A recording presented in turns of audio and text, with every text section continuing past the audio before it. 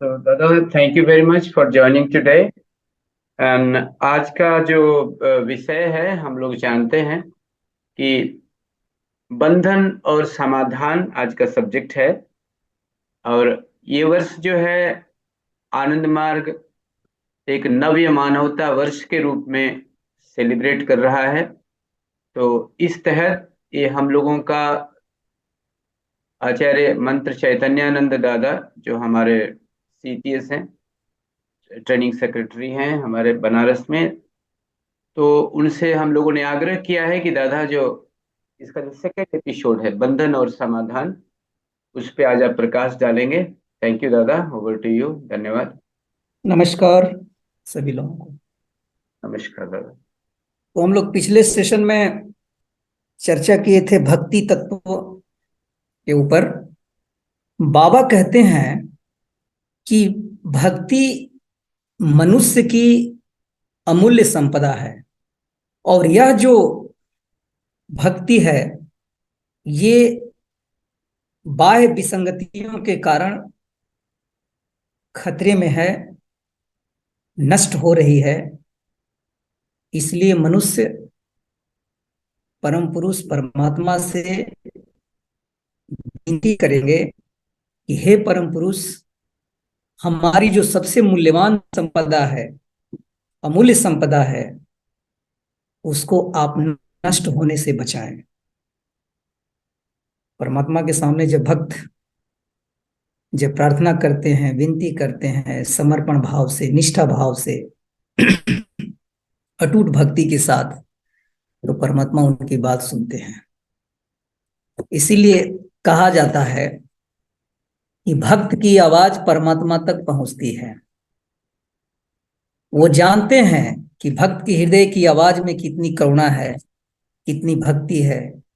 इसीलिए सभी कहते हैं इस बात को कि भक्त बोलता है तो परमात्मा उसकी बात जरूर सुनते हैं। इसीलिए बाबा कहते हैं कि भक्ति को केवल आध्यात्मिक साधना के रूप में नहीं, केवल सिद्धांत के रूप में भी नहीं, बल्कि भक्ति को एक मिशन के रूप में समझना होगा। भक्ति को ही जीवन का सर्वोच्च व्रत मान करके उसे स्वीकार करना होगा। तभी जाकर के मनुष्य में मानवीय भावना का, मानवता का विकास हो सकता है। सिर्फ एक मात्र आधार है भक्ति। इसलिए बाबा इस बात पर ज्यादा से ज्यादा जोर दे रहे हैं कि मनुष्य के जीवन की जो भक्ति, जो अमूल्य संपदा है, इसको हर हाल में हमें सुरक्षित रखना होगा, बचाना होगा। और भक्ति के माध्यम से मनुष्य सूक्ष्मता की ओर अग्रसर होते रहते हैं, और अंततः एकमात्र एक दिन उन्हीं में जाकर के मिल करके एक हो जाते हैं। इसीलिए कहा जाता है, शास्त्रों में भी इसकी चर्चा हुई है कि भक्ति को पुष्टि मार्ग कहा गया। जिससे मनुष्य की सत्ता पुष्ट होती है, उनका क्रमशः दृढ़ दृढ़ता प्राप्त करता है मनुष्य इस चीज पर, इस रास्ते पर चल करके। इसीलिए उसका मन क्रमशः परमात्मा की तरफ निरंतर बढ़ती चलती है, और अंततः एक दिन उसके जीवन में उसका जीवन ही संपूर्ण आनंदमय हो उठता। और एक ऐसा समय आता है कि अपने संपूर्ण जीवन को भक्तिमय बना डालता है, जिससे का जीवन अनंत घन सत्ता में मिल करके एक दिन एक हो जाता है। कहते हैं कि भक्ति के बिना जो जीवन है ना, वो बिल्कुल छंदहीन हो जाता है। भक्ति नहीं रहने से मनुष्य के मन में कोमल भावनाओं का कभी भी विकास नहीं हो पाता है। भक्ति के बिना मनुष्य का जो जीवन है बिल्कुल रेगिस्तान की बालू की तरह हो जाता है, तपती बालू की तरह हो जाता है। जिस तरीके से रेगिस्तान के तपती बालू में जरा सा भी किसी का माइक डिस्टर्ब हो रहा है दादा, बैक साइड से आवाज आ रही है। एक सेकंड दादा, हम चेक कर लेते हैं आपको। ओके। जी जी। तो हाँ दादा, बाबा ठीक। कहते हैं कि मनुष्य का जीवन यदि बहिर्मुखी हो जाएगा, तो आंतरिक शक्ति मनुष्य खो बैठता है। इसीलिए इसको समझने के लिए एक एग्जाम्पल बाबा बताते हैं कि ठीक वैसे ही जैसे ताड़ का पेड़ देखे हैं सब लोग, ताड़ का पेड़ जानते हैं। ताड़ का जो बीज होता है, उसका जो अंकुरण होता है, अंकुरण तो बाहर की तरफ निकला और बाहर फैलते फैलते फैलते फैलते वृक्ष का रूप ले लिया।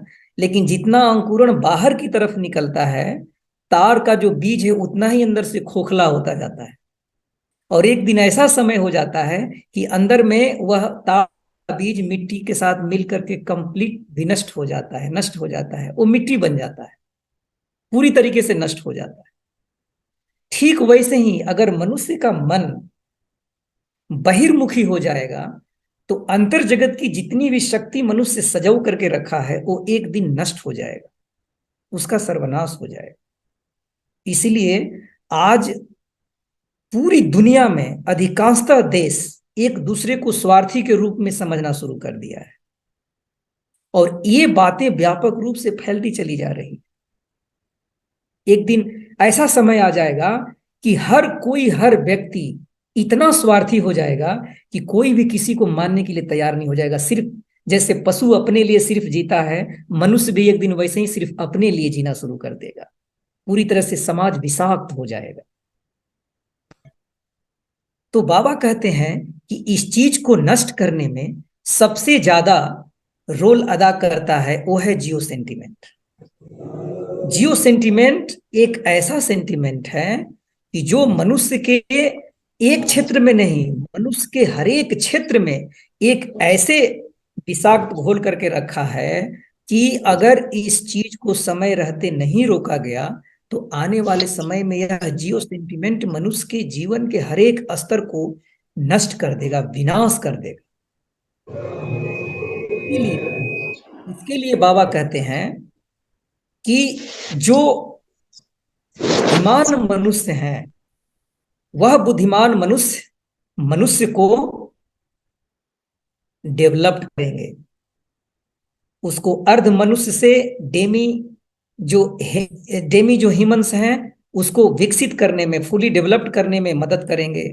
जो एक चौथाई मनुष्य हैं उसको डेवलप करने में हेल्प करेंगे। ऐसे जो रेशनल मनुष्य हैं, जो बुद्धिमान जो मनुष्य हैं, जो मानसिक स्तर से काफी जो विकसित लोग हैं, ऐसे मनुष्य को आगे आकर के जन साधारण लोगों में यह भावना पैदा करनी पड़ेगी कि जियो सेंटिमेंट के विरुद्ध खड़े हो, जियो सेंटिमेंट के विरुद्ध में आवाज उठाओ। चुप रहने से बात नहीं बनेगी।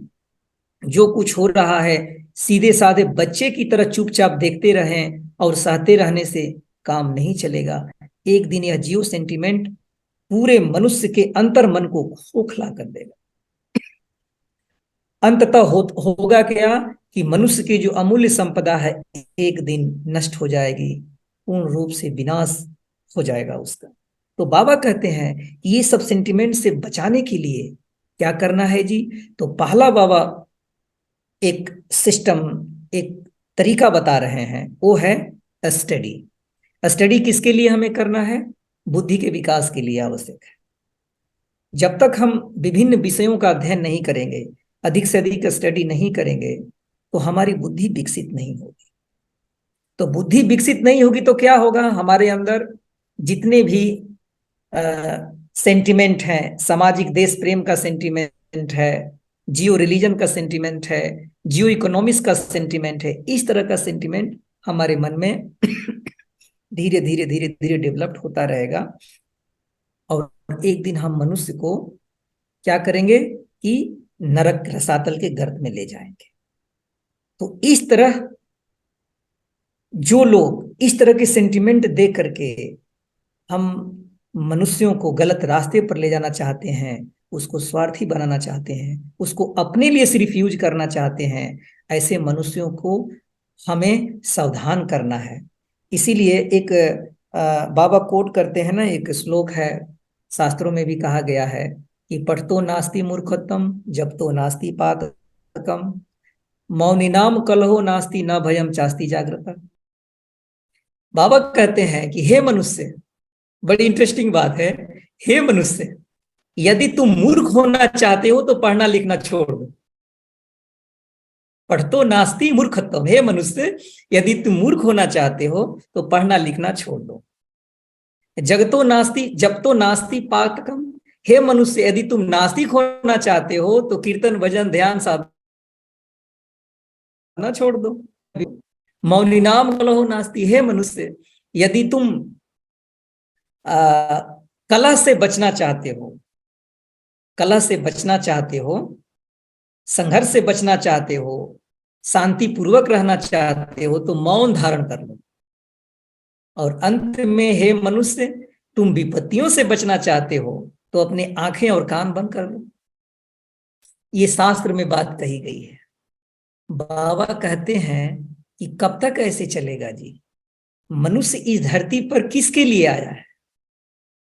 अपनी बुद्धि का उपयोग करने के लिए, अपनी बुद्धि और मनीषा से समाज को एक सही दिशा की ओर ले जाने के लिए, धर्माचरण कराने के लिए, धर्म के रास्ते पर ले जाने के लिए, इस धूली धूसर धरती को स्वर्ग बनाने के लिए। अगर मनुष्य इस काम के लिए आया है तो उसे चुपचाप बैठ करके ये सब चीज देख करके एक कमरे में बंद होकर पड़े रहने से काम नहीं चलेगा। हम समझते हैं कि हम अपनी साधना कर लिए, अच्छा से आसन कर लिए, महीना में 4 बार उपवास कर लिए तो काम हो गया ना। ये सब हमारी व्यवहारिक चीजें हैं, हम अपने आप को करके स्ट्रोंग बना रहे हैं। समाज में जा करके ऐसे व्यक्ति को हमें सावधान करने के लिए हम अपने आप को तैयार कर रहे हैं उस काम के लिए। अगर हम तैयार हैं तो चुपचाप घर में बैठ करके इस सब चीज को बर्दाश्त करते रहेंगे तो हम भी उस अन्याय के लिए उतना ही उत्तरदायी तो हैं जितना एक व्यक्ति अन्याय कर रहा। बाबा कहते हैं कि इस जियो सेंटिमेंट से सामना करने के लिए, जियो सेंटिमेंट का सामना करने के लिए सबसे बड़ा अस्त्र क्या है? वो है हर मनुष्य के अंदर एक रेशनल मेंटेलिटी पैदा करना, एक रेशनल मेंटेलिटी डेवलप करना होगा। और इसके लिए क्या करना है? अधिक से अधिक स्टडी, अधिक से अधिक अध्ययन करना होगा। बाबा कहते हैं कि संस्कृत में अध्ययन के लिए 2 शब्द हैं, एक पाठ और दूसरा स्वाध्याय। पाठ है जब हम किसी भी विषय का अध्ययन करते हैं तो उसको पाठ कहते हैं, जबकि आध्यात्मिक विषयों का अध्ययन स्वाध्याय कहलाता है। तो हमें दोनों करना है, पाठ भी करना है और स्वाध्याय भी करना है, तब जाकर के हम इस जियो के विरुद्ध खड़े हो सकते हैं, उसको सही सही जवाब दे सकते हैं। क्योंकि आज के समाज में लोग अपने मानसिक रोग से इतने ज्यादा परेशान है, इतने ग्रस्त हो चुके हैं कि उसके मन में तर्क नहीं कुतर्क बैठा हुआ है। हर बात के पीछे कुतर्क बैठा करके रखा हुआ है अपने मन। इतना भी उसको आप तर्क दे करके समझाने जाएं, आपकी बातों को समझने के लिए तैयार नहीं होगा। क्यों? क्योंकि उसका मन बिल्कुल जड़ का चिंतन करते करते एकदम जड़ हो गया है।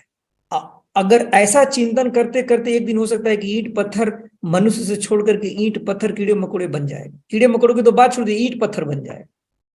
तो ऐसे रेशनल मेंटेलिटी का हमें विकास करना होगा। अधिक से अधिक लोगों के बीच में जाकर के अध्ययन के माध्यम से, पाठ और स्वाध्याय के माध्यम से हर एक व्यक्ति का ये संपदा है, हर एक व्यक्ति को करना होगा। जो लोग इस भक्ति है जो मिशन जो लोग लिए हैं, एक व्रत लिए हैं, अपने जीवन का सर्वोच्च व्रत लिए हैं, सबको अधिक से अधिक पाठ और स्वाध्याय करना होगा।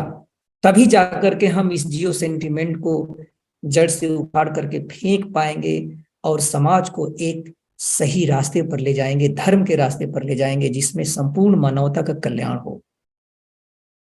तो ऐसी स्थिति से बचने के लिए एकमात्र एक ही उपाय है, रेशनल मेंटेलिटी का अधिक से अधिक हमें विकास करना होगा।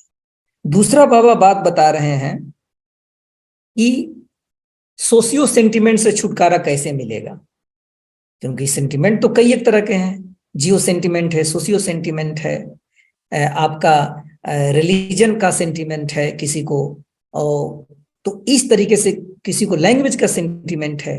तो साधना करते करते हर एक सेंटिमेंट से साधक ऊपर उठता है। अगर कोई सेंटिमेंट से हम प्रभावित हो रहे हैं, इसका मतलब कि हमारा मन अभी ठीक तरीके से डेवलप नहीं हो रहा है। हमारी आध्यात्मिक चिंतन में, हमारी आध्यात्मिक साधना में कहीं ना कहीं कोई कमी है। इसलिए हम लोगों को अपने अंतर मन से उस चीज को ठीक से समझना होगा, ताकि हम इस चीज से बचें, किसी भी सेंटिमेंट से। दूसरी बात बाबा कहते हैं कि सामाजिक जो भाव प्रवणता है, जो सोशियो सेंटिमेंट है, उससे बचने के लिए हमें क्या क्या करना होगा। ये सेंटिमेंट ऐसा है कि जब इस सेंटिमेंट से जब मनुष्य प्रभावित होता है ना, तो सिर्फ अपनी गोष्ठी के विषय में सोचता है।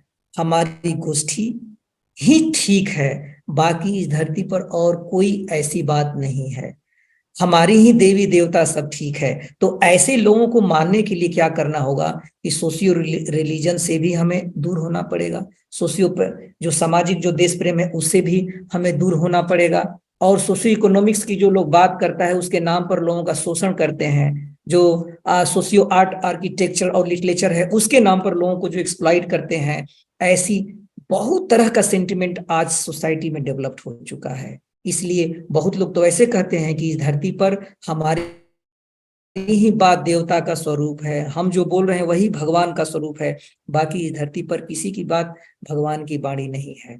तो इस तरीके की बात लोग बोल करके समाज में एक विषाक्त घोल देते हैं, और एक सिर्फ जनगोष्ठी की ही बात करते हैं, बाकी किसी की भी बात नहीं करते हैं। तो इस तरीके की मानसिकता के लोग क्या करते हैं, उसका प्राण रस को चूस लेते हैं, और अंततोगत्वा एक दिन उसकी मानसिकता पूरी तरीके से विषाक्त हो जाती है। स्वार्थ की भावना लेते लेते एक दिन वो खुद अपना ही नष्ट कर डालता है। तो सोशियो सेंटिमेंट के चंगुल से हमें बचने के लिए एकमात्र उपाय है अधिक से अधिक अपने मन को आध्यात्मिक चिंतन कराना। अधिक से अधिक हमें प्रोटो स्पिरिचुअलिस्टिक मेंटेलिटी का विकास करना होगा। हमारा मन आध्यात्मिकता की तरफ इतना तेजी के साथ आगे बढ़े, हमारा मन कितना अंतर्मुखी हो। तो बाबा इसके लिए एक शब्द यूज कर रहे हैं, प्रोटो स्पिरिचुअलिस्टिक मेंटेलिटी अधिक से अधिक हमें डेवलप करना होगा। और दूसरी एक बात है, प्रोटो स्पिरिचुअलिस्टिक साइकिक स्ट्रक्चर का निर्माण करना होगा। क्योंकि जब तक हम भक्ति को लेकर के अपने अंतर मन को काफी विकसित कर लिए, हमारा अंतर मन इतना सूक्ष्म हो गया, इतना बृहद हो गया कि ये पूरा विश्व ब्रह्मांड ही हमारे मन के दायरे में आ गया। अब जाकर के अब एक proper proto spiritualistic psychic structure की एक संरचना की जरूरत पड़ी, एक ढांचा की जरूरत पड़ती है। इसके लिए बाबा कहते हैं सम समाज तत्व को, ये जो हमारी समाज निर्माण की जो सबसे मूल्यवान वस्तु है, यही एकमात्र तरीका है इस सोशियो सेंटिमेंट से बचाने के लिए, और इस धरती पर दूसरा कोई रास्ता नहीं। जो लोग कहते हैं, बाबा बहुत अच्छी बात बोलते हैं, जो लोग कहते हैं कि मैं धर्म कर्म करूंगा, सम समाज तत्व को छोड़ दूंगा, मैं सिर्फ धर्म के पथ पर चलूंगा, भक्त बनूंगा, समाज का भला करूंगा, किंतु पाप और अन्याय के विरुद्ध एक शब्द भी नहीं बोलूंगा, तो ऐसे लोगों का जीवन क्या है? ऐसे लोगों के बारे में बाबा कहते हैं कि ठीक वैसे ही बात हो गई ना कि गाड़ी को घोड़े के सामने खड़ा कर देना। गाड़ी को घोड़े के सामने जब खड़ा कर देंगे तो कैसी स्थिति पैदा हो जाएगी? एक अनोखी स्थिति पैदा हो जाएगी, न घोड़ा चल सकेगा न गाड़ी आगे बढ़ सकेगी।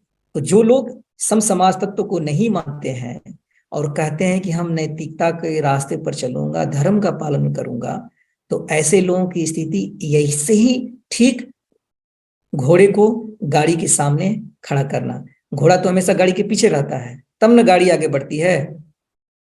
तो ठीक यही बात है। तो ऐसे लोग भूलकर समाज हित की बात सोचने से भी ऐसी स्थिति कभी भी नहीं हो सकती है। तो बाबा कहते हैं कि सामूहिक विकास तभी, अब सम समाज तत्व को हम लेकर के साथ चलेंगे। सम समाज तत्व मतलब ही है कि एक साथ समाज को हमें आगे लेकर के बढ़ना है। इसलिए बहुत सुंदर एक रवीन्द्रनाथ टैगोर एक बहुत अच्छी बात बोले हैं कि सारी दुनिया के लोग जिस धूली धूसर धरती पर चलते हैं वही धरती तो है। और सभी लोगों को साथ लेकर सभी के हृदय में, परमात्मा के लिए कर रहे हैं कि सभी के हृदय में तुमने अपने आप को छुपा लिया है, हे पुरुष, वही तुम मेरे हो। तो भक्ति भक्ति एक ऐसी क्या बोलते हैं, रास्ता है जिस पर हम चल करके ही हर एक मनुष्य में परमात्मिक मूल्यों को समझ सकते हैं। उसके अंदर जो बैठा हुआ जो परमात्मा है, जो इंसान है, जो देवता है, उसको हम समझ सकते हैं। दूसरा और कोई रास्ता नहीं है। तो समाज तत्वों का प्रारंभ यही है और अंतिम परिणति भी यही है कि इसको लेकर के ही हम समाज का दृढ़ एक स्ट्रक्चर बना सकते हैं, एक ढांचा बना सकते हैं।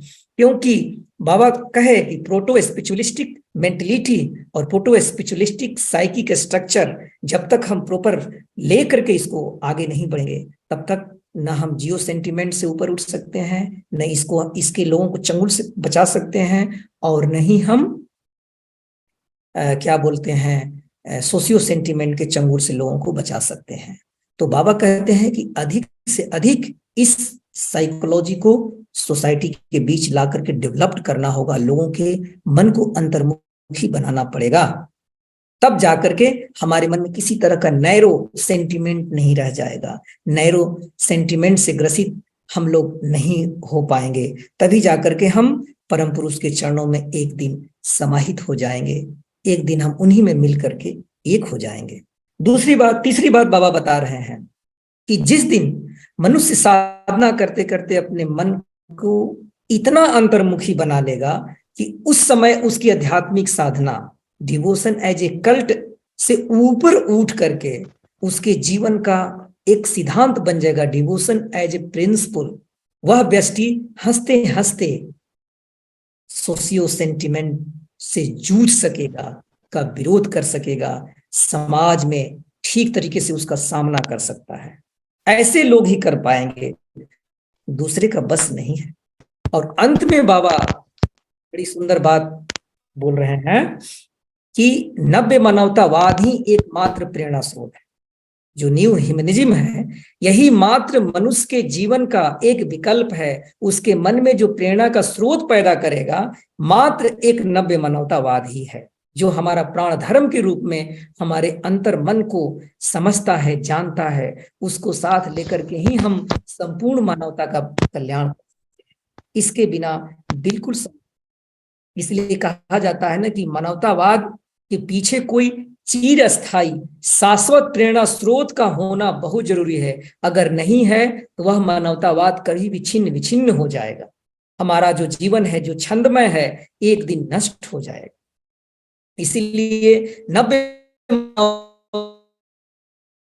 मानवतावाद के बिना ठीक मरुस्थल में पहुंचकर सूख जाने वाला नदी की तरह मानवतावाद ही चलते चलते एक दिन बीच में ही समाप्त हो जाए।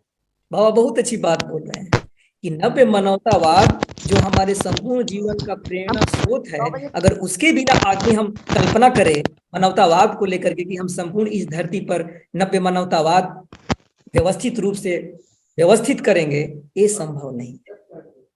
क्योंकि आप ये मुझे पता नहीं कि मानवतावाद कभी भी नष्ट हो जाएगी। बाबा आगे बोलते हैं कि इसको चिर अस्थाई तक शाश्वत बनाए रखने के लिए इसमें हमें नव्य मानवतावाद का एक शाश्वत जो प्रेरणा स्रोत है उसको लेकर के ही हमें चलना पड़ेगा। तब उस समय हमारा जो स्पिरिचुअलिटी एज ए कल्ट ना होकर के हमारा डिवोशन एज ए मिशन हो जाता है। और उस समय हम नव्य मानवतावाद को एक हम आंदोलन के रूप में लेकर के समस्त दिशाओं में फैला करके इस धूली धूसर धरती को हम स्वर्ग की तरह बना डालते हैं, परिपूरित कर देते हैं। यही एक तरीका है। और इसी पर इसको छोड़ करके दूसरा हमारे व्यष्टिगत जीवन में और नहीं समष्टिगत जीवन में और कोई मार्ग नहीं है।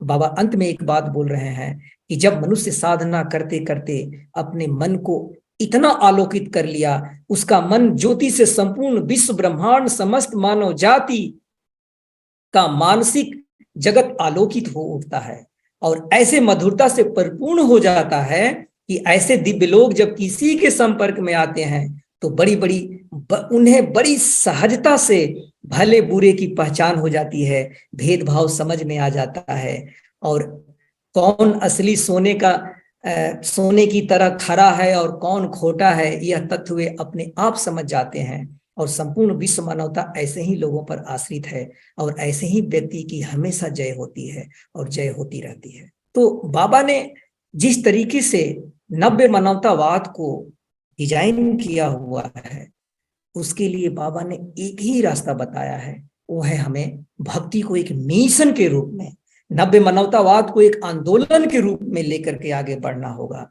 और पूरे आज का जो जो स्वाध्याय आज का जो चैप्टर रहा है, बंधन और समाधान। बंधन क्या है? सेंटिमेंट। समाधान क्या है? मात्र भक्ति में प्रतिष्ठित होने से ही हम नव्य मानवतावाद को इस धरती पर एस्टेब्लिश कर सकते हैं। और जब भक्ति हमारी इतनी बढ़ेगी, हम भक्ति में प्रतिष्ठित होने लगेंगे, तो हर सेंटिमेंट से जो मनुष्य बंधा हुआ है और उसके आगे कोई समस्या बंधी हुई है और समाधान नहीं दिख रही है, तो इसका समाधान एक ही है, हमें भक्ति को अपने जीवन का सर्वोच्च व्रत के रूप में लेकर के, मिशन के रूप में लेकर के और नव्य मानवतावाद को एक आंदोलन के रूप में लेकर के आगे बढ़ना होगा। तभी हम मानवता को बचा पाएंगे और तभी हम इस धूली धूसर धरती को स्वर्ग बना पाएंगे। आज का जो बाबा का ये जो सेकंड जो चैप्टर है, बंधन और समाधान, इसका सार यही है। धन्यवाद दादा, नमस्कार। बहुत छोटा चैप्टर था, इसलिए जल्दी खत्म हो गया, आधे घंटे में। ना अच्छी बात है दादा, अभी प्रश्नोत्तर काल है। यदि किन्हीं का कोई प्रश्न बनता है इस चैप्टर से तो कर सकते हैं। जब तक लोग नहीं पूछ रहे, मेरा एक प्रश्न है थोड़ा इसको और व्याख्या करें कि बाबा जब कहते हैं कि प्रोटो स्पिरिचुअलिस्टिक मेंटालिटी और बेसिकली साइकिक स्ट्रक्चर की बात कर रहे हैं, तो ये थोड़ा समझाएंगे दादा। अच्छा, ये प्रोटो स्पिरिचुअलिस्टिक जो मेंटलिटी है ना, ये हमारा बेस है। ये जब हम किसी बिल्डिंग को बनाते हैं तो सबले फाउंडेशन बनाते हैं ना, जी, तब जाकर के बिल्डिंग का स्ट्रक्चर खड़ा होता है उस फाउंडेशन पे। और जो स्ट्रक्चर है, ये स्ट्रक्चर सम समाज तत्व की बात कही जा रही है। बाबा इस स्ट्रक्चर को एक ढांचा के रूप में बता रहे हैं। वह व्यक्ति ही क्या काम करेगा? स्ट्रक्चर का निर्माण करेगा। कैसा structure? Proto spiritualistic psychic structure का निर्माण वही व्यक्ति कर सकता है जिसका फाउंडेशन का बेस क्या है? Proto spiritualistic mentality. जिस व्यक्ति का मानस जगत इतना अंतर्मुखी हो गया है, मन इतना सूक्ष्म हो गया है, उस व्यक्ति का अंतर मन इतना स्ट्रोंग हो गया है, उसका फाउंडेशन इतना स्ट्रोंग हो गया है कि बाहरी शक्तियों, हर तरह की शक्तियों से वो सामना करने के लिए तैयार है। उसका स्ट्रक्चर इतना स्ट्रोंग हो चुका है, इसलिए स्ट्रोंग हो चुका है कि उसका फाउंडेशन स्ट्रोंग है। राइट दादा। सो मतलब समाज को यदि परिवर्तन करने का मुख्य रोल अदा कर सकते हैं तो ऐसे ही मानसिकता के लोग कर सकते हैं। दैट इज व्हाट इज, ऐसे ही कर सकते हैं जिसका फाउंडेशन स्ट्रोंग है। और वो फाउंडेशन स्ट्रोंग उसी व्यक्ति का होगा जो अधिक से अधिक प्रोटो स्पिरिचुअलिस्टिक मेंटलिटी के होंगे, जिसका मन अध्यात्मोन्मुख है, जिसका मन है ना अध्यात्म की तरफ है। वही व्यक्ति इस सृष्टि के हर एक जीव के विषय में सोच सकता है। वही व्यक्ति मानवता के दुख और दर्द को समझ सकता है। साधारण आदमी क्या समझेगा? बड़ी बड़ी बिल्डिंग बना देने से, बड़े बड़े सुंदर शहरों का निर्माण कर देने से क्या मानवता बच जाएगी? क्या स्ट्रक्चर तो बहुत बड़ा बड़ा खड़ा हो गया, समाज का स्ट्रक्चर बना दिया, बिल्डिंग का स्ट्रक्चर बना दिया, बड़े बड़े सुंदर गगनचुंबी इमारतों को खड़ा करके शहरों को बना दिया। ये तो ताश के पत्ते की तरह कभी भी धराशायी हो जाएगा। अगर मानवीय मूल्यों का ह्रास हो गया, हमारे जीवन से जो प्रोटो स्पिरिचुअलिस्टिक जो मेंटलिटी वही खत्म हो गई, तो ये स्ट्रक्चर कभी भी गिर जाएगा, ताश के पत्ते की तरह बिखर जाएगा। इसीलिए ऐसे काम में अधिक से अधिक जो बुद्धिमान लोग हैं, जो साधक लोग हैं, रियल में जो भक्त लोग हैं, जिसके अंदर डिवोशन एकदम मन के मर में, अंतर मन में जा पहुंचा है, यही व्यक्ति समाज का सही स्ट्रक्चर बना सकता है, जिस स्ट्रक्चर को बाबा यहाँ बता रहे हैं, proto spiritualistic psychic structure. Next question. दादा मेरा ही एक और प्रश्न है कि जैसे बाबा एक जगह कहते हैं कि ऐसे लोग जो हैं, ऐसे दिव्य लोग होंगे, इस मानसिकता को रखने वाले लोग, जो कि जी किसी के संपर्क में आते ही बड़ी जी सहजता से भले और बुरे का भेद समझ जाएंगे कि कौन असली सोने की तरह खरा है और कौन व्यक्ति खोटा है। तो ये जी। वाला थोड़ा एक्सप्लेन करिए। दादा कहते हैं ना कि साधना करते करते मन इतना सूक्ष्म हो जाता है कि हर एक मन की बात व्यक्ति समझने लगता है। विशुद्ध चक्र है ना हमारा, विशुद्ध चक्र में वो जो हम थर्ड लेसन करते हैं तो उसमें ऐश्वर्य पावर है ना एक, जी जी तो थर्ड लेसन करते करते ऐश्वर्य पावर डेवलप हो जाता है। उसमें 8 पावर है ना, अणिमा महिमा लघिमा ऐसी तो वसी तो प्राप्ति प्रकाम में अंतर्यामी, तो ये 8 तरह के जो पावर हैं साधक के अंदर धीरे धीरे डेवलप होने लगते हैं। और उसी शक्ति से आदमी एक दूसरे के संपर्क में जब जाता है तो उसको पता चल जाता है कौन खरा सोना है और कौन खोटा है। ये वही व्यक्ति समझ सकता है, सबके बस का नहीं है। इसलिए बाबा कहते हैं ना कि जब साधना करोगे तो तुम्हारे अंदर ऑटोमेटिक ये सिद्धियां आने लगती हैं। जैसे अणिमा है महिमा है, अपने मन को इतना बृहद बना लिया कि सारा संसार हमारे मन के दायरे में आ गया। हम अपने मन को अणिमा इतना छोटा बना लिया कि संसार के प्रत्येक मनुष्य के मन के अंदर जाकर के उसके दुख की कहानी हम समझ लेंगे, तब न मनुष्य का सही हम कल्याण कर पाएंगे। बाबा बहुत सुंदर इस बात को बताते हैं। जी जी। तो जितना हमारा मन अंतर्मुखी होगा, हम भले बुरे की पहचान उतने ही ज्यादा कर पाएंगे। Next question.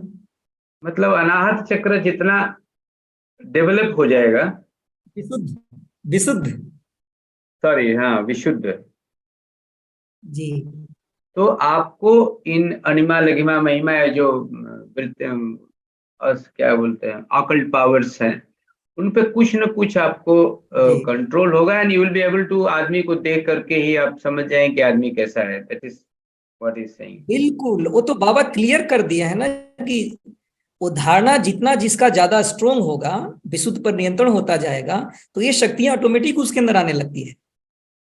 इसलिए जितने भी साधक हैं, सिद्ध पुरुष हैं, उसको किसी के बारे में बताने की थोड़ी जरूरत पड़ती हो, तो खुद ही अपने आप जान जाते हैं, सामने गए देखते ही पहचान गए कि किस बात। थैंक यू दादा। इसे इसे एक बात समझ में आ रही है कि आजकल, आज ही मैं एक जगह देख रहा था, एक कोई यंग लेडी हैं जादूगरनी, वो ललन टॉप शो में आई थी, वो अपना जादू दिखा रही थी, बोले सबके मन की बात बता दे रही थी। आई डोंट नो वो किस तरह की साधना करते हैं लोग, तो आई डोंट नो। और किसी का प्रश्न तंत्र है के कोई? 2 पक्ष है ना, जी दादा। और दूसरा अविद्या। तो सर दादा अविद्या प्लीज। में भी बहुत सारी तरीके हैं, उसको लोग सिद्धि करता है, उसके हाँ, माध्यम से लोग जानते हैं, लेकिन ये भी एक रिचुअल है और उसी की शक्ति उसी को एक दिन नष्ट कर डालती है। हम्म। ये ठीक नहीं है।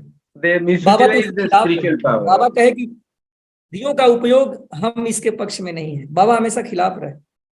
जी। बाबा अपने जमाने में कुछ लोगों को सिद्धि दिए ना, फिर सीज कर लिए हैं, हाँ, लोग बहुत दुरुपयोग करने लगे।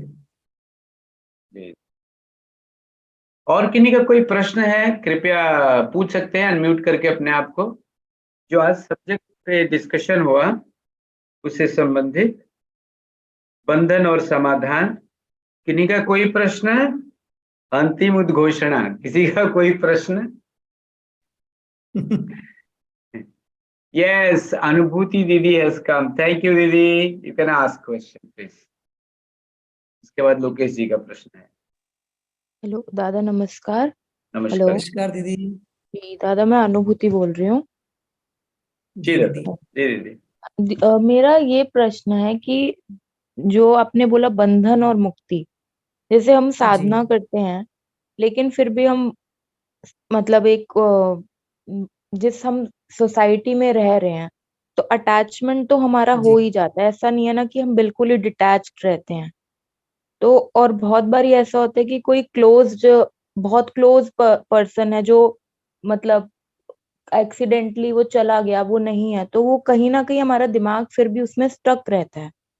तो सही उसका हम साधना करते हैं और फिर हमें बस ये बात बोली जाती है कि जैसे मार्ग में कि जो था अच्छा था, लेकिन कभी कभी अपने माइंड को विड्रॉ करना बहुत मुश्किल हो जाता है उस चीज से भी। और एज अ बिल्कुल कॉन्सिक्वेंस कि बिल्कुल। बहुत सारे बहुत सारी तरीके की साइकोलॉजिकल सिम्टम्स हमारे अंदर भी डेवलप होने लग जाते हैं। तो मैं ये जी जानना जी। चाह रही थी कि क्या बिल्कुल ही डिटैच रहना चाहिए चीज़ों से, या ना जब हम फैमिली लाइफ में हैं तो कुछ अटैचमेंट तो होती ही है सबसे? दीदी, अटैचमेंट और डिटैचमेंट ये दोनों दो बातें हैं। बाबा ने तो एक ही बात कहा ना कि हमारा जो मन है इसके अंदर फीलिंग तो रहेगा। अगर हम मनुष्य हैं तो फीलिंग तो रहेगी, बनी रहेगी वो। लेकिन जहां अटैचमेंट की बात है, इस पर हमें नियंत्रण में लाने के लिए बाबा ने यम नियम का पालन करने की बात कही है। यम नियम के पालन से पास और रिपू धीरे धीरे मन से निकल जाते हैं, नष्ट होने जाते हैं। तो घर में, समाज में, परिवार में जिससे हम बहुत क्लोज रहते हैं, जब ऐसी कभी दुर्घटना घटती है तो हमारा मन ही नहीं, आत्मा दुखी हो जाती है, आत्मा बिल्कुल झकझोर जाती है। तो इस स्थिति में बाबा से भी बहुत बार क्वेश्चन किया कि बाबा क्या इस स्थिति में अपने मन को दुखी नहीं बनाना है? बोले कि नहीं जी, बनाना है। हम सामाजिक प्राणी हैं, हम समाज में रहते हैं, और जिस समाज में हम, जिस परिवेश में रहते हैं, हम मनुष्य होने के नाते जब भी इस तरह की बातें आती हैं तो हमें दुख में शामिल होना है। बोलने की कुछ जरूरत नहीं है, उसके पास जाकर के चुपचाप बैठ जाना है। तो बाबा धर्म गुरु, समाज गुरु ये बात क्यों कह रहे हैं? एक बार एग्जाम्पल भी हुआ था कि जब पांडव कौरवों की जब लड़ाई हो गई, सब लोग, युद्ध खत्म हो गया, तो अंत में भगवान कृष्ण जाते हैं, जबकि गांधारी भी शिव भक्त नहीं थी। गांधारी को भी बहुत सारी सिद्धियां मिली हुई थी और शिव की परम भक्त थी वो। तो लेकिन उनके भी मन पर असर पड़ा था कि एक ही युद्ध में जिसके 100 पुत्र मर गए हैं, मारे जा चुके हैं, तो उनके भी मन पर बहुत असर पड़ेगा। तो भगवान कृष्ण गए जाकर के उनसे, उनके पास मिलने के लिए। अंतिम जब महाभारत खत्म हो गया तो कृष्ण पूछे कि गांधारी बोली कि कृष्ण, मैं जानती हूं कि इस इतने बड़े ड्रामे में तुम्हारा ही सबसे बड़ी भूमिका रही है, तुम ही इस ड्रामे के रचयिता हो, तुमने ही सब कराया है।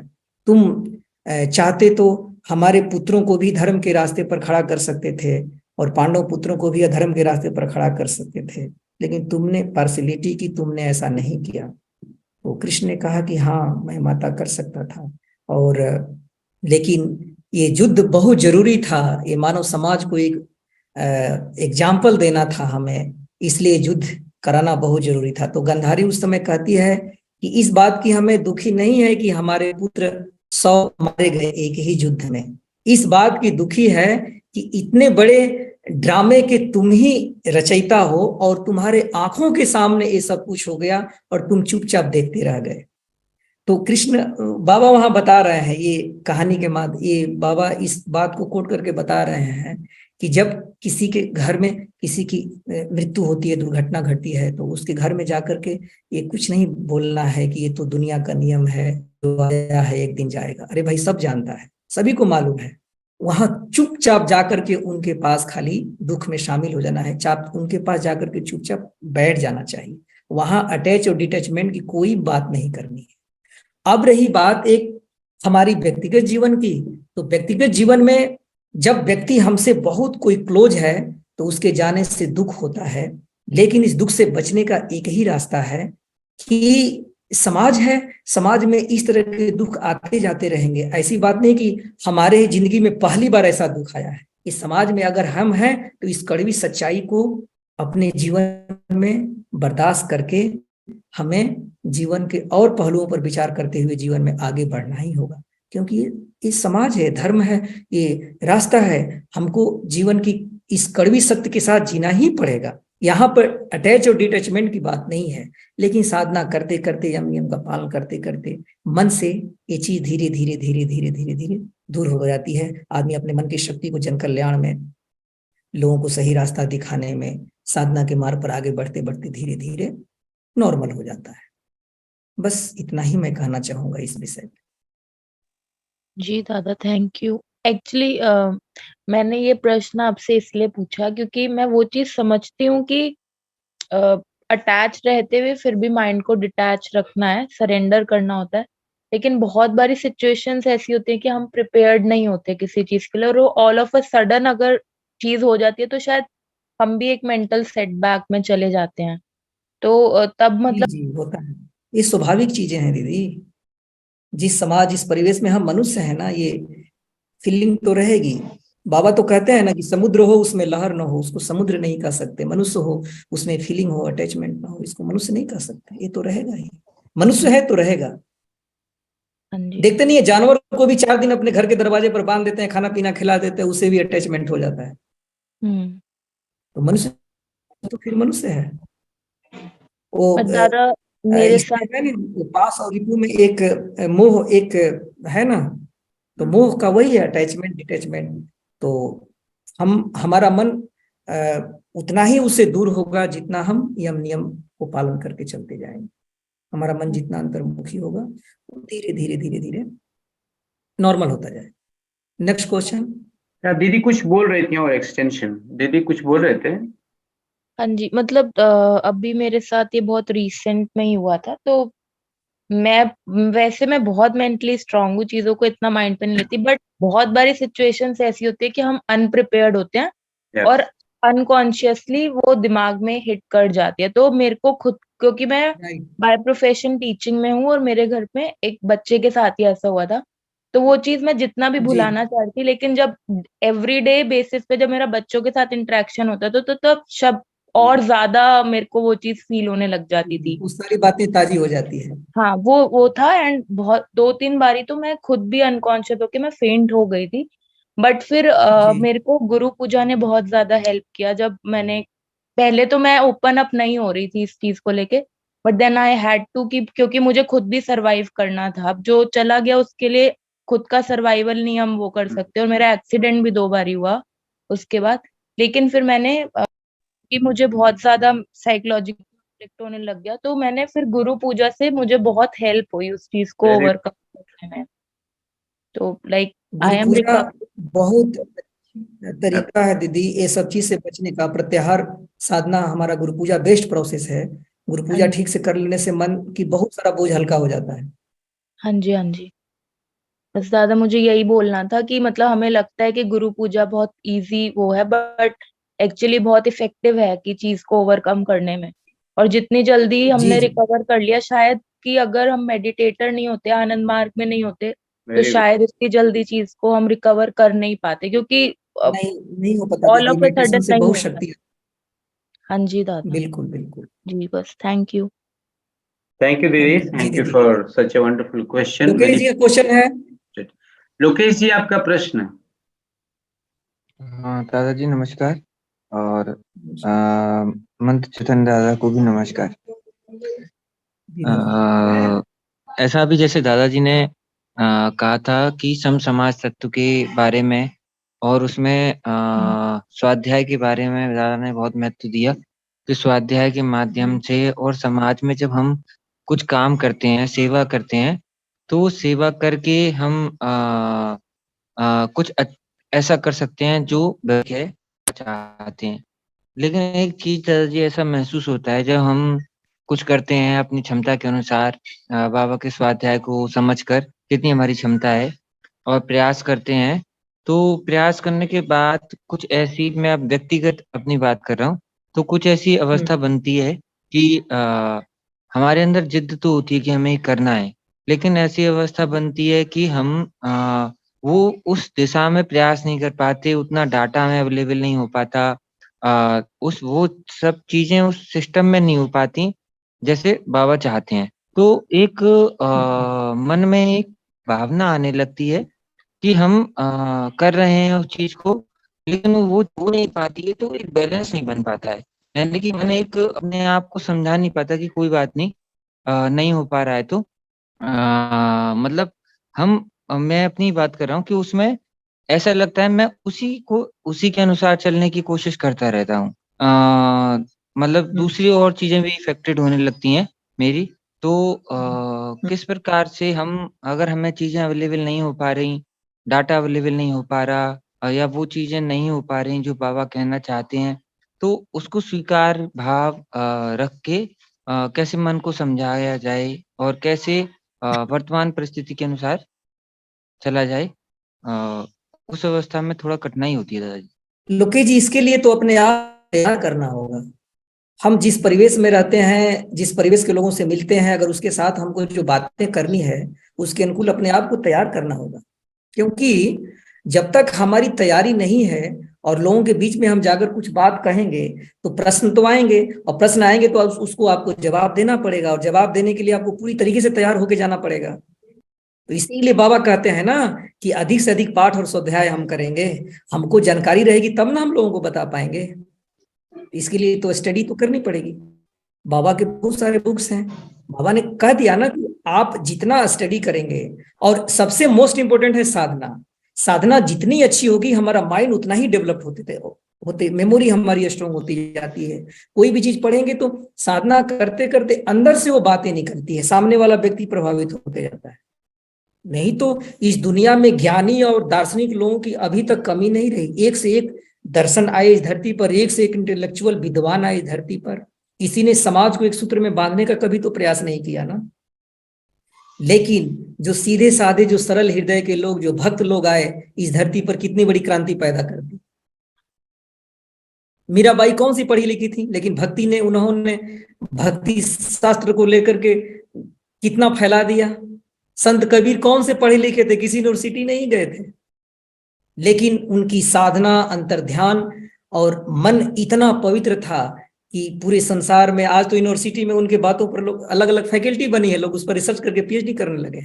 रामकृष्ण परमहंस कितने पढ़े लिखे थे, स्वामी विवेकानंद जी को पढ़ा करके कितना बड़ा विद्वान आदमी बना दिया। तो जब तक हमारा स्पिरिचुअलिटी को हम एक मिशन के रूप में, एक व्रत के रूप में, डिवोशन को एक मिशन के रूप में, सर्वोच्च जीवन का व्रत के रूप में लेकर के हम आगे नहीं बढ़े, सारी बातों पर, सारी बात करते करते एक ही बात पर हम लोग आकर के स्थिर हो जाते हैं, वो है डिवोशन। हम डिवोशन में जितना एस्टेब्लिश्ड होंगे, हमारी बात के अंदर उतने ही आकर्षण पैदा होगा। हम लोगों से बात करेंगे तो हमारी बातों को लोग वैल्यू देगा, मानेगा कि नहीं ये बंदा तो एकदम सही बात कर रहा है, ये हमारे मन की बात कर रहा है। तो साधना करते करते हमारा मन इतना डेवलप्ड हो जाएगा कि सामने वाला व्यक्ति के मन में क्या चल रहा है, हम उसी के अनुसार बात करेंगे और उसी के अनुकूल उसको जवाब भी देंगे, वो सेटिस्फाइड हो जाएगा। Next question. गौतम जी का प्रश्न था। Gautam ji, are you there? Gautam दादा। दादा नमस्कार। नमस्कार दादा। नमस्कार दादा। एक सवाल है दादा। जी दादा। सवाल ये है कि जैसे आनंद मार्ग की दीक्षा लेने के बाद जब आदमी यम नियम में प्रयास करने का कोशिश करता है तो क्योंकि उसके आसपास कभी तो मार्गी नहीं है, तो चाहे वो कोई रंगीन क्षेत्र में हो, कहीं नौकरी में हो, चाहे कोई व्यवसाय में हो, या किसी भी चीज में हो, ऐसे परिवेश में उन लोग यम नियम का पालन नहीं करते हों तो जो मार्गी जो रहता है वो थोड़ा विक्षुब्ध हो जाता है। जैसे छोटा सा उदाहरण बता रहा हूँ, मैं चाहता हूँ कि मैं अपने कार्यालय में जहाँ पर मैं काम करता हूँ लोग टाइम पे आए, टाइम पे जाएं, तो मैं अपने तरफ से कोशिश करता हूँ कि ऑनेस्ट रहें, कोई चोरी चकारी नहीं हो, या जिस ऑर्गेनाइजेशन में काम करो उसके प्रति ऑनेस्ट रहें, क्योंकि सैलरी अगर सबको मिल रही है तो आपको उसमें सैलरी के रिगार्डिंग काम करना है। तो वो अपने तरफ से प्रयास करते हैं कि आसपास का माहौल अच्छा रहे, यहाँ तक कि कोशिश करते हैं उनको भी सहायता करूँ काम में। यदि इनको कोई जानकारी नहीं है तो उनको काम में मदद करो ताकि वो एक आत्मनिर्भर हो सकें। पर बावजूद इसके उस माहौल को स्वस्थ वातावरण बनाने का प्रयास करने के बावजूद भी उनसे कुछ वो चीज नहीं हो पाता तो मन बड़ा दुखी होता है। तो ऐसे परिस्थिति में ये बंधन और समाधान को कैसे अपने आप को एडजस्ट करें, क्योंकि हम चाहते हैं कि हम तो अच्छा काम करें पर आसपास का माहौल भी अच्छा हो, हमें चाहते हैं। इसके लिए भरसक प्रयास, जैसे अपने काम में ईमानदारी पूर्वक मैं काम कर रहा हूँ पर मेरे सराउंडिंग्स में कुछ भी नहीं है, तो अंदर से क्या मैं मेहनत कर रहा हूँ, इसका क्या रिजल्ट निकल रहा है। कभी कभी इस चीजों को लेकर बड़ा दुख लगता है कि मतलब मेरे में क्या कमी है जो आसपास के वातावरण को बदल नहीं पा रहा हूँ, या मेरे को और कैसे अच्छा काम करना चाहिए। वो चीज थोड़ा सा गाइड करिए दादा कि यहाँ का बंधन और समाधान से मुझे थोड़ा सा कुछ ज्ञान दीजिए दादा। सबसे पहले गौतम दादा, हमें अपने व्यक्तित्व का परिचय देना है। हम जहां रहते हैं हम अपने अस्तित्व की रक्षा के लिए हाँ हमें कुछ न कुछ तो करना ही पड़ेगा। जी तो बाबा ने तो हम लोगों का एक रूटीन लाइफ दिया, एक अनुशासित लाइफ दिया। हमारा खान पान, हमारा संस्कार एक ऐसा अट्रैक्टिव होना चाहिए कि लोग इसको देखें तो कहें कि ये बंदा कैसा है, कैसे रहता है, कोई साधारण अभिव्यक्ति नहीं है। पहली बात। दूसरी बात कि हमारे अंदर जितनी गुरु के लिए समर्पण, जितनी भक्ति, जितनी निष्ठा हमारे अंदर जगेगी, जी हम सामाजिक परिवेश से परेशान नहीं होंगे।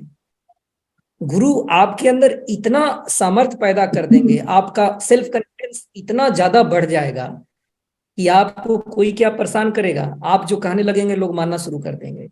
शुरुआत में आपको परेशान लगेगा कि परेशान हम लूज कर। जरा क्षमा चाहता हूँ। परेशान करना नहीं बोल रहा, मैं चाहता हूँ कि जी, वो ऐसा कुछ परिवेश बने, जैसे कि आपने जो बात वो करी ना राइट, कि वही जैसे बात कि बता रहा आपने हूँ। बोला, तो जैसे एक खान पान का बताना था। अब खान पान सिर्फ जी एक ही चीज पहचान हो गई है मेरी कि लहसुन प्याज। अरे यार ये जी कैसे जी। आदमी है, तो उनको इतना मतलब दिमाग उनका खराब हो जाता है। अरे पूरा प्लांट में एक शर्मा सर है जो आते हैं तो अपने लिए बिना लहसुन प्याज के खाना के लिए बोलते हैं।